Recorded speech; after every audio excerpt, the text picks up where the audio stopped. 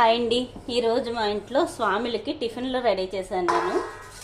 సేమియా పులిహార, నెక్స్ట్ సేమియా స్వీట్ ఏదో ఒకటి ఉండాలి కదా, పాయసం. ఓకే, నెక్స్ట్ గారెలు, ప్లెయిన్ గారెలు కొన్ని తక్కువగా చేశాను.